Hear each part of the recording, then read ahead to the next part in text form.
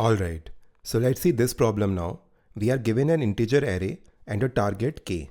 Our task is to find how many contiguous subarrays add up exactly to k. For example, with this input 1, 2, 3 and k's value is 3, we get two valid subarrays with sum equal to 3. That is 1, 2 and 3, right?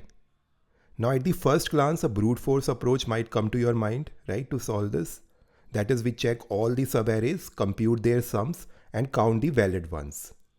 But that would essentially be order of n squared time, which is too slow for large arrays. So we need a more efficient approach over here, right? Maybe let's see now how we can do this in order of n time. So here we use the idea based on the prefix sums. So the prefix sum at a given number is nothing but the sum of all the numbers from the start of the array up till the current number, right? So the prefix sum up to index I is just the total sum of the elements from the start up to I. So what we do is we loop over every number of this input array and calculate the prefix sum at every index. Now if you see over here, to find the sum of any subarray between any two given numbers in this array, we would just need to find the difference between the prefix sums at these two indices, right? For example, sum of this subarray 2, 3 would be prefix sum at 3 minus the prefix sum at 1, right? Because this way we will be able to remove anything before this desired subarray, right? And then we can get its sum.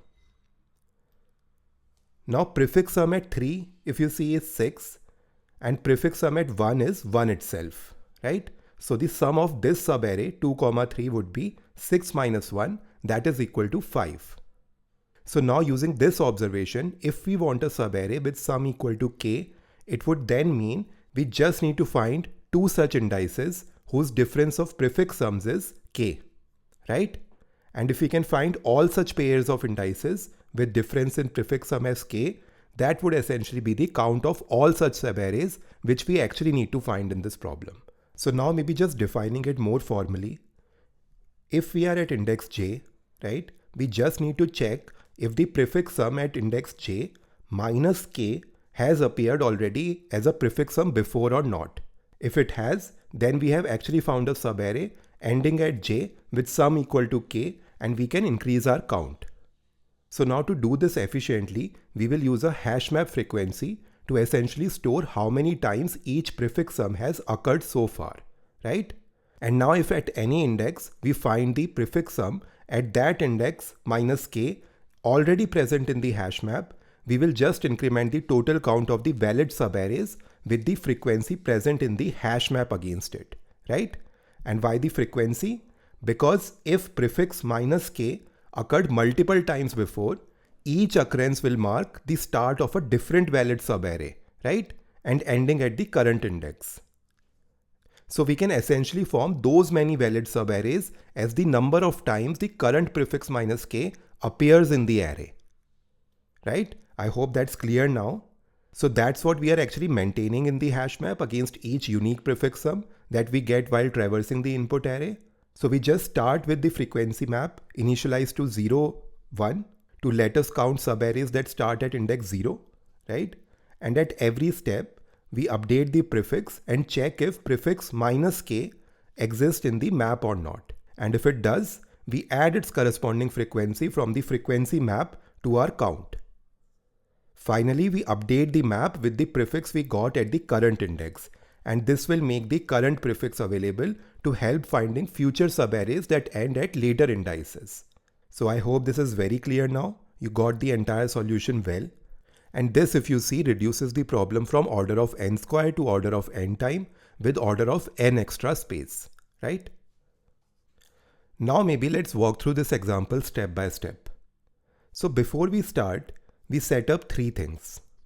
A running prefix sum called prefix, which starts at 0, a count of valid subarrays also starting at 0, and a HashMap frequency that records how many times each prefix sum has appeared so far. And we seed the map with 0, 1, right? That means we have exactly one way to have a sum of 0 before we actually begin. and this lets us count subarrays that start at index 0. So now prefix sum is 0, count is 0, and frequency map is initialized to 0, 1. Now we are at index 0 and we see the number 1. So we add it to the running sum and the prefix becomes 1. Now we ask, have we seen a prefix sum equal to prefix minus k before, which is 1 minus 3 equal to minus 2 before in this array, right? So we check the map, minus 2 isn't there. That means there is no subarray ending here that sums to 3. So we simply record the current prefix in the map by incrementing the count for 1. Next, at index 1, the number is 2. We update the running sum, so prefix becomes 3 now. Now we ask the same question, have we seen the prefix minus k, that is 3 minus 3 equal to 0 before? And yes, 0 appears in the frequency map with value equal to 1. So that tells us there is exactly one subarray ending at this index that sums to 3. Specifically, it's the subarray 1, 2. So we increase the count by 1. Finally, we log the current prefix 3 into the map. So now the prefix is equal to 3, count is equal to 1, and the frequency map is this. Now we are at index 2 and the value is 3. So we update the running sum again, prefix becomes 6. We check prefix minus k, that is 6 minus 3 equal to 3. Is it already present in the frequency map or not? Right? And yes, 3 is in the map with frequency 1. And this again tells us that there is one subarray ending over here at this index that sums to 3.